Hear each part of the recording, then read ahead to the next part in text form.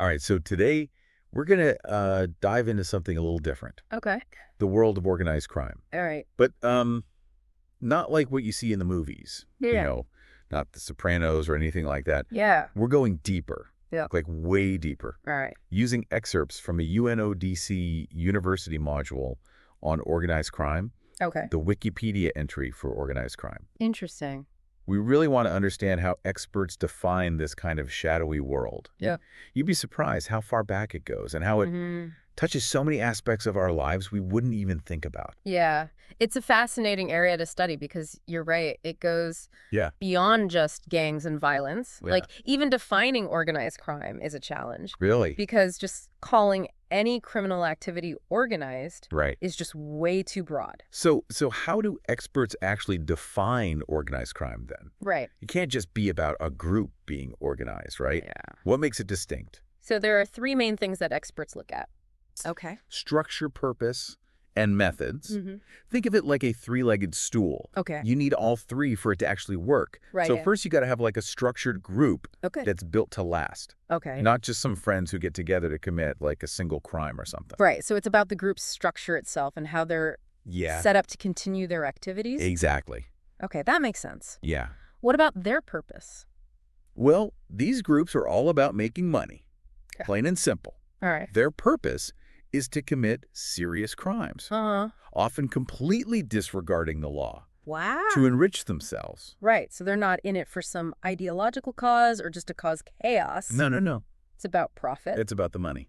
Okay. What about their methods? You mentioned those being important too. Yeah, this is where it gets really interesting. Okay. Organized crime groups are known for using violence and corruption, Mm-hmm.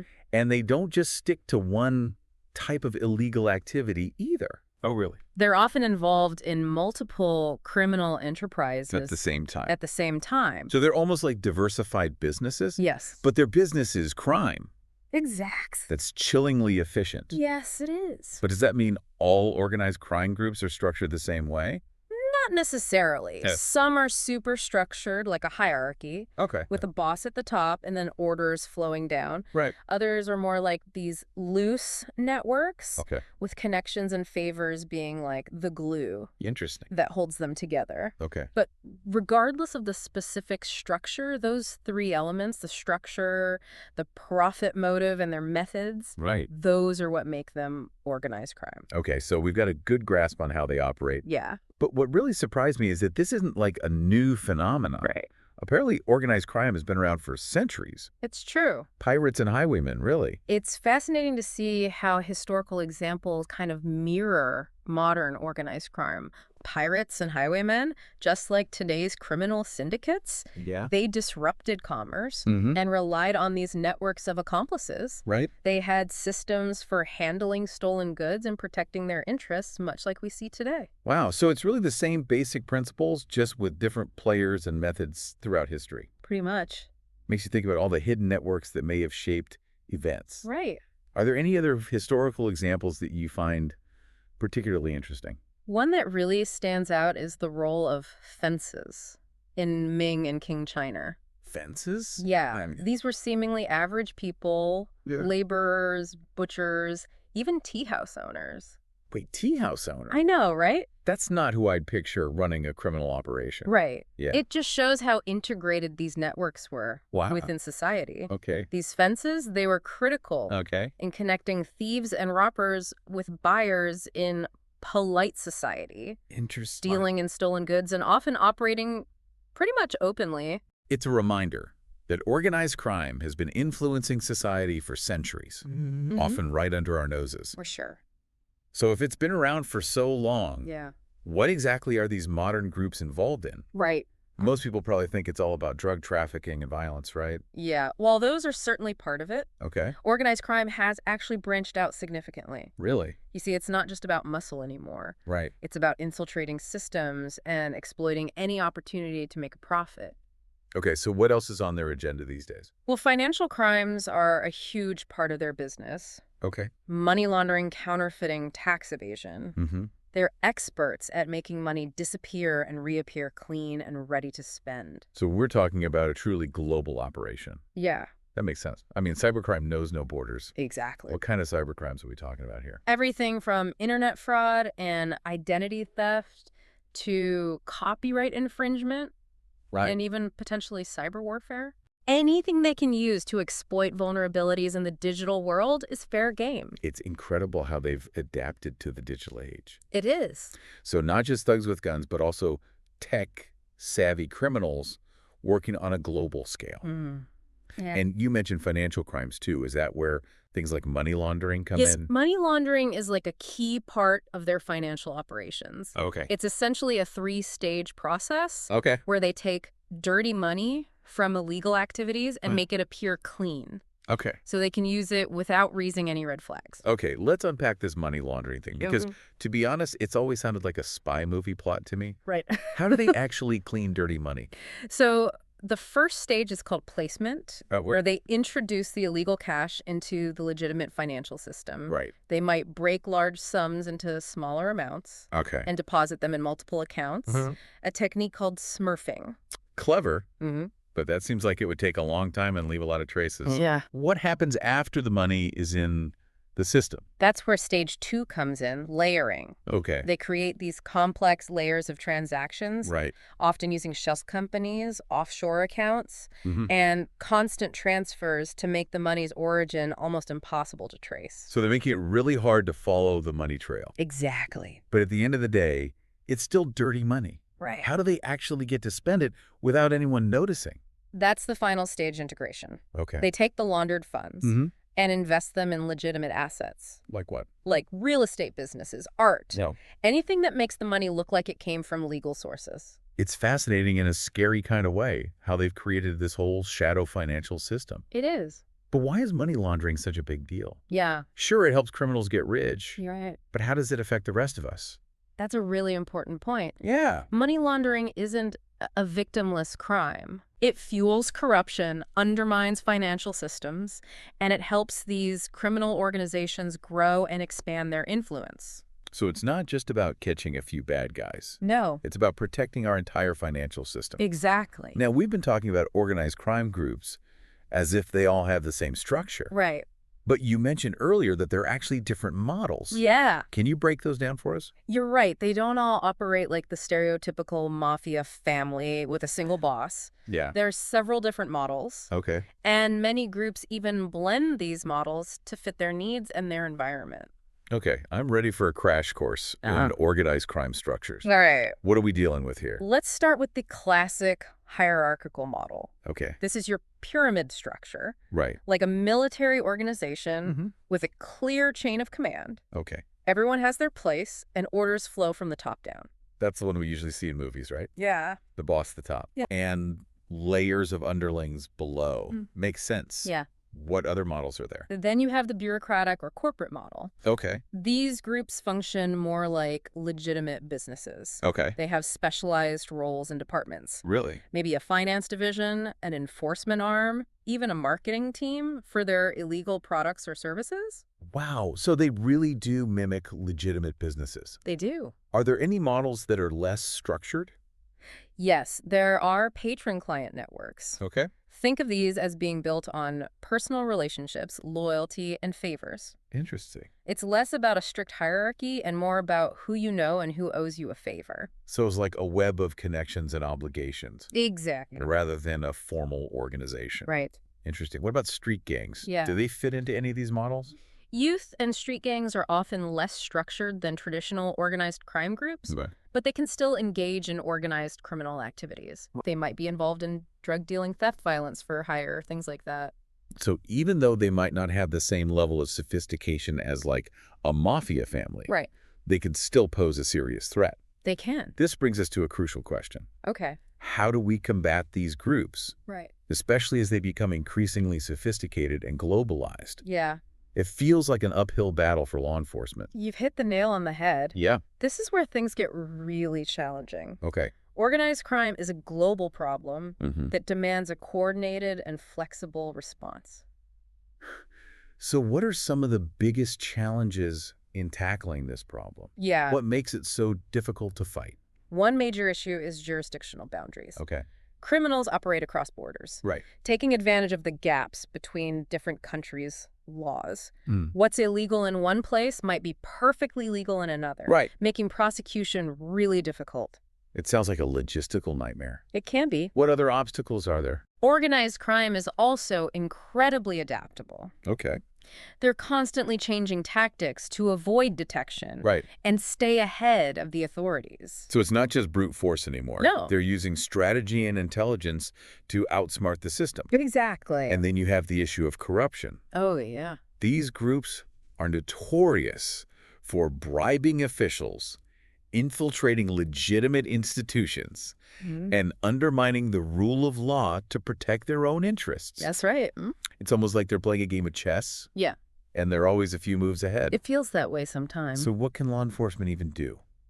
Well, despite the challenges, there are things that can be done. Okay. Combating organized crime effectively requires international cooperation, Okay. open sharing of information between countries, Right. and constantly developing new investigative techniques. It sounds like a global effort is needed to really make a dent in that. It does. Okay. It can't be just one country working alone. Right.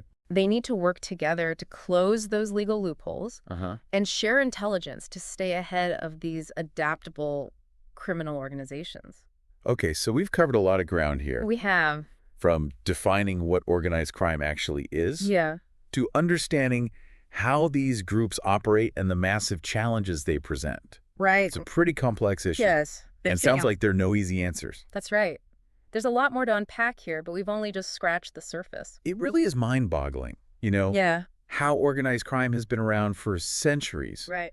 but still manages to thrive in our modern world. It makes you wonder, Yeah. are we fighting a losing battle here? That's a question everyone who works to combat organized crime really grapples with. Yeah. But I believe that by understanding their history, how these groups have adapted and thrived over time, we can gain valuable insights into developing more effective strategies for the future. So we can learn from their resilience and use that knowledge against them. Exactly. What kind of strategies are we talking about? What Yeah. can we actually do to disrupt these groups? One key takeaway from their history is their incredible ability to adapt. Okay. They're constantly innovating, finding new ways to make money, Right. exploiting weaknesses, and staying one step ahead of the law. So to combat them effectively, we need to be just as agile and forward-thinking in our response. Absolutely. So we have to anticipate their moves Yeah. and be ready to counter them. It sounds like a chess match against a grandmaster. It kind of is. But how do we actually translate that into concrete action? Well, there are several key areas we need to focus on. Okay. One is strengthening international cooperation. Okay. Criminals don't respect borders, Right. so we can't let jurisdictional issues hold us back. What? We need to work together, share information, coordinate investigations, and close those legal loopholes that allow these groups to operate with impunity. It's like that old saying, united we stand, divided we fall. Exactly. But getting countries to cooperate Yeah, and share intelligence freely can be tricky, right? absolutely. Yeah. Building trust and establishing effective communication channels is essential. Right. We need a global network that's dedicated to fighting organized crime, Okay. not just in theory, but in practice. It's a tall order, It is. but it sounds crucial. Yeah. What else can be done to weaken these organizations? We need to hit them where it hurts their finances. Okay. Remember, money laundering is the lifeblood of organized crime. Right. If we can disrupt their ability to clean and move their money, we can cripple their operations. So it's not just about catching the criminals themselves, No. but about cutting off their financial resources. Exactly. How do we do that? It requires a multi-pronged approach. Okay. We need to strengthen financial regulations, Mhm. crack down on tax havens, Right. and develop new technologies to track and trace illicit financial flows. So it's a constant battle, It is. but we have to stay one step ahead. We do. It sounds like a financial arms race. Yeah, But it's not just about money, is it? right. We also have to address the underlying social conditions that allow organized crime to flourish in the first place. You're spot on. Yeah. Organized crime thrives in environments where you have poverty, inequality, corruption, Right. and a lack of opportunity. So it's about tackling the root causes, Yes, not just the symptoms. exactly. What can be done on that front? We need to invest in education, Okay. create economic opportunities, Uh-huh. and promote good governance and the rule of law. Right. If we can create societies that are more just and equitable, Yeah. we can make it much harder for organized crime to take root Right. and exploit vulnerable communities. It's a long-term solution. It is. But it feels essential to create a world where these groups can't thrive. I agree. So we need a holistic approach that tackles organized crime from all angles, Yeah. legal, financial, and social. But what about the role of technology in all of this? Right. It seems like a double-edged sword. It is. It gives criminals new tools, but it also gives us new ways to fight back. That's right.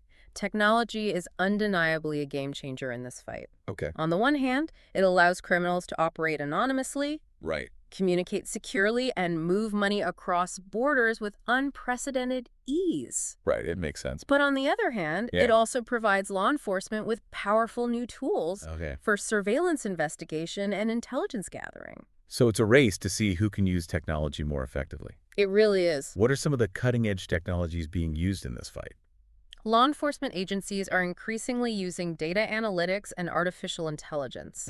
Yes, AI, Wow. to analyze vast amounts of information, Okay. identify patterns, track criminal networks, Okay. and even predict future criminal activity. It's like having a crystal ball It is. that helps us anticipate their next move. Exactly. That's incredible.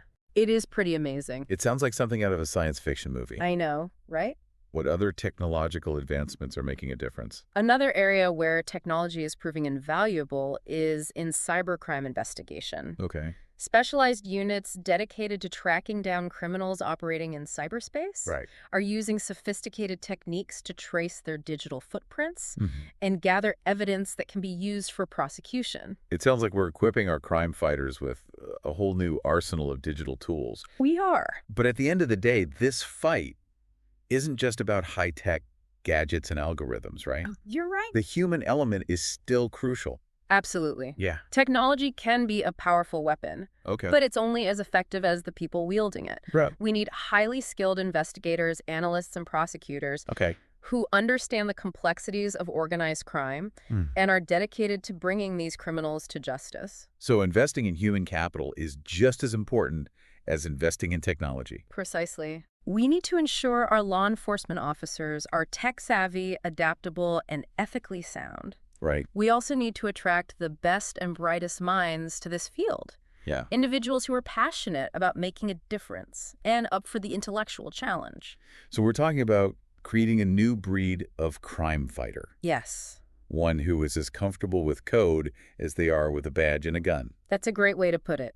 Yeah. The landscape of organized crime is constantly evolving, Right. and our methods for combating it must evolve as well. Right. We need to be innovative, collaborative, and absolutely relentless in our pursuit of justice. We've painted a pretty stark picture We have. of the challenges we face in combating organized crime. But is there any reason for optimism? Yeah. Are we making any progress in this fight? That's a very important question. Yeah. And I believe the answer is a cautious yes. Okay. Progress is being made, but it's often slow and incremental. Right. One encouraging sign is the growing awareness of this problem at the global level. Okay. Organizations like the UN and EU are working to strengthen international cooperation and develop more effective strategies to tackle this transnational threat. So there's a recognition that this is a global problem Yes. that requires a global solution. Exactly. That's a good starting point, at least. It is. Are there any specific areas where we're seeing tangible progress? We're seeing some success in dismantling major criminal networks, Okay. seizing their assets and bringing their leaders to justice. These are significant victories that demonstrate that we can fight back effectively. Those are definitely wins worth celebrating. They are. Are there any other areas where you see positive developments?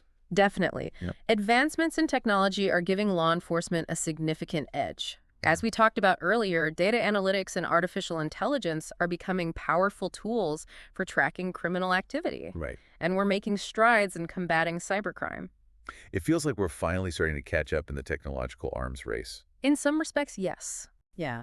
But we must remember that criminals are also constantly innovating Right. and finding new ways to exploit technology. Right. It's a constant cat and mouse game Yeah. that requires constant vigilance Yeah. and adaptation. Right. We can't afford to rest on our laurels. So complacency is not an option. No, it's not. We've talked a lot about law enforcement and government action. Yeah. But what about the role of ordinary citizens? Right. Can we do anything to contribute to this fight? Absolutely. Okay. Citizens play a crucial role. Right. First and foremost, we need to educate ourselves about the problem. Okay.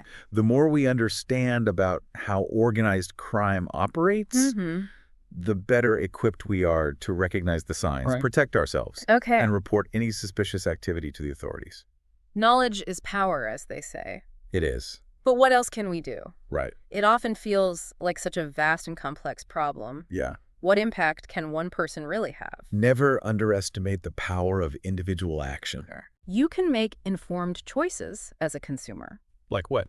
Don't buy counterfeit goods. Oh, Support businesses that operate ethically. right. And be cautious about scams and online fraud. Right. You can also support organizations that are working to combat organized crime and help its victims. So it's about being aware, being careful, and supporting the right causes. Exactly. What kind of organizations are out there doing this work? There are many NGOs and charities doing amazing work in this field, Okay. providing legal aid, shelter, and support to those who have been exploited by these criminal networks. Right. You can contribute to the fight by volunteering your time or donating to these organizations. So it's about putting our money where our mouth is. Yes, And actively supporting the good guys. exactly. Okay. And perhaps most importantly, Yeah. we need to cultivate a culture that rejects organized crime and its values. Okay. We need to stand up against corruption, champion integrity, and hold our leaders accountable for upholding the rule of law. So it's about changing hearts and minds, Yes. as well as laws and regulations. That's right. It's about creating a society where organized crime simply can't thrive. That's the ultimate goal. Yeah. Remember, the fight against organized crime is not just a battle against criminals. Okay. It's a battle for the soul of our societies. Wow. If we can create a world where justice, fairness, and integrity prevail, Yeah. organized crime will have a much harder time taking root. That's a powerful message. It is. So while the challenges are daunting, Yeah, there's still hope. there is. We can make a difference if we work together, Mm. stay informed, and remain committed to this fight. You've summed it up perfectly. Yeah. It's a fight worth fighting, Okay. and one that we can win if we approach it with intelligence, determination, Right. and unwavering commitment to justice. Wow.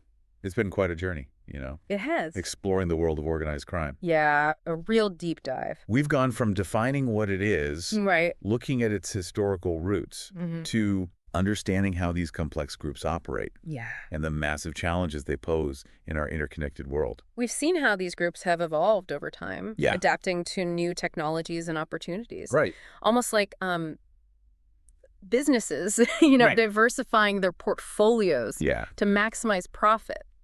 But it's been encouraging to hear about how law enforcement is evolving, too, Yeah, for sure. using data analytics and AI to fight back against these sophisticated networks. Absolutely. It's a constant race. But it seems like there's hope for staying ahead of the curve. Yeah, I think so. We've also talked about the importance of a global approach, Right. strengthening international cooperation to close legal loopholes and share intelligence. And equally important is tackling the root causes, Yeah, like poverty and corruption, that create fertile ground for organized crime to take hold. absolutely. It really does sound like we all have a role to play in this fight, We do. not just law enforcement. Right. Making informed choices as consumers, supporting organizations, fighting organized crime, and promoting a culture of integrity. Right. Those are all things we can do individually. You've hit the nail on the head. Yeah. Ultimately, the fight against organized crime is about protecting our societies and our way of life. It's a big one. It is. It's about standing up for justice, fairness, and the rule of law. Absolutely. It's a fight that demands intelligence, determination, and a commitment to justice. It does. But as you said, it's a fight worth fighting, It is. and one that we can win if we approach it with the right mindset and strategies. Exactly. And as we wrap up our deep dive today, Okay. I want to leave you with a final thought to consider. Okay. We've seen how organized crime has consistently adapted and evolved over centuries, Right. constantly seeking new opportunities and exploiting emerging technologies. So the question becomes, Yeah. how can we use our understanding of their history, their motivations, and their methods to develop more proactive and effective strategies for prevention? That's the question, isn't it? That's a powerful question. It is. It challenges us to think ahead, Yeah. to be innovative in our approaches, Right. and to work collectively to create a world where organized crime can't even take root. We need to ask ourselves, Yeah. can we anticipate their next move? Right. Can we disrupt their strategies before they even take shape? Can we build a future where organized crime is not just combated, Right. but prevented? It's a tall order, but as we've seen throughout this deep dive, understanding the enemy is the first step to defeating them. Absolutely. We've gained a lot of insight into their strategies, their strengths, and their weaknesses. We have. And that knowledge is power. It empowers us to make informed choices, to support the right causes, Right. and to demand action from our leaders. Okay. It empowers us to create a world where organized crime is not just a threat we react to, but a problem we actively prevent. It's been an incredible journey exploring the dark underbelly of organized crime. It has. But I hope our listeners come away from this with a sense of hope, a sense of agency, and a renewed commitment to fighting for a better future. I couldn't agree more. Yeah. Remember, while the challenges are complex and the fight is ongoing, Right. we have the power to make a difference. Okay. By staying informed, supporting each other, and demanding change. Yeah. We can create a world where organized crime is not a shadow looming over our societies, Right. but a fading memory of a darker past. Thank you for joining us on this deep dive into the world of organized crime. It's been a pleasure. Until next time, stay curious, stay engaged, and stay vigilant.